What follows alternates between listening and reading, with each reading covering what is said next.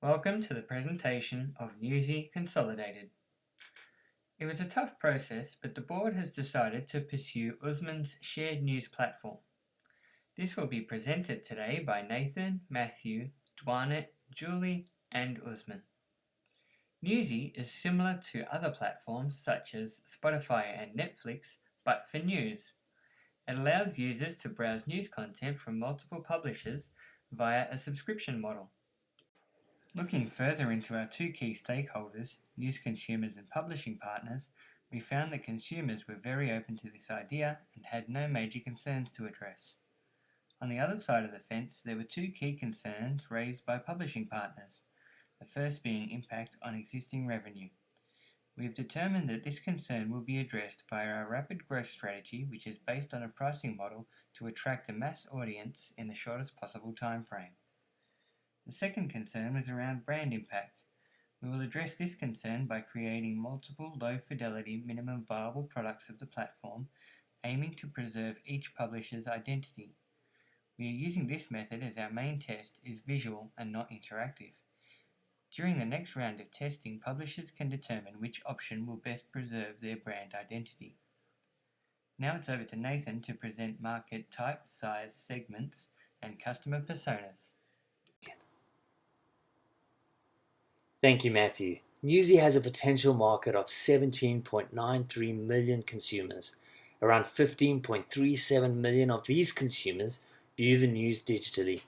82% of these consumers are older than 16.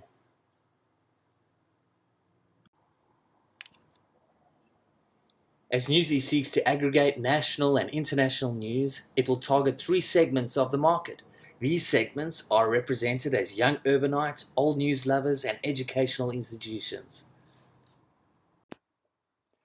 The behavioral attributes of these segments coalesce to assert that large volumes of news are consumed digitally.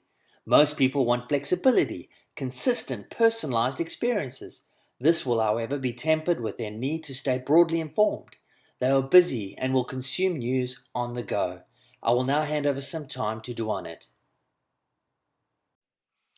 Thanks, Nathan. Newsy has identified two key competitor groups that need to be accounted for: social media and traditional publishers. As of August 2017, two-thirds of Americans report that they get at least some of the news on social media platforms like Facebook, Twitter, and Reddit. However, a recent change by Facebook is going to make it harder for publishers to reach their audiences via their platform. As social channels continue their meteoric rise, publishers face the balancing act of growing their branded sites while using their content to engage audiences on platforms that aren't theirs. However, there is still a sizable market which prefer news from traditional publishers, and here lies an opportunity for Newsy to define what it stands for. This creates an opportunity for Newsy to implement the Blue Ocean's four factors framework and capitalize on the opportunity left behind by Facebook. With Blue Ocean's framework, demand is created rather than fought over. There is ample opportunity of growth for Newsy that is both profitable and rapid. Facebook recently announced that they are making a series of improvements to news feeds to reduce stories that people frequently report as spams. By that means, Newsy eliminates the reliability and credibility issues that the social media platforms face. Users must see consuming content through Newsy as far cheaper and easier than purchasing the content they consume on an individual basis, thereby reducing costs. Newsy will help in raising the industry standard in the way how news are delivered, and users will be able to access content across all digital devices. It will create a platform that offers a personalized service which is user-friendly and tailor-cut to an individual's choice. Now I would like to hand it over to Julie. Thank you. For Newsy to become commercially viable in a reasonable time, there are two key areas in which relationships need to be fostered. The first one is partner relationships. Key publishing partners will be offered one of two incentives to have them invest in the business. A revenue share model that attributes a set percentage of revenue to a publisher based on the amount of their content that is clicked on and viewed. B, ownership model, where a percentage of the company is available for publishers to invest in, therefore providing an incentive to provide not just financial resources but also intellectual property and talent. The second is customer relationships. The objective is to build loyalty by rewarding our early adopters.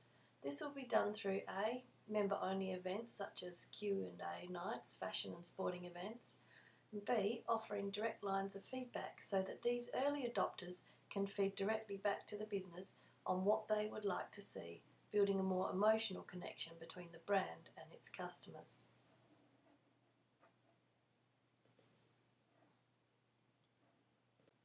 The 3 channels selected for Newsy. 1. Digital. Buying advertising space on news sites, hopefully leveraging partner rates to keep costs down. 2. Out of home.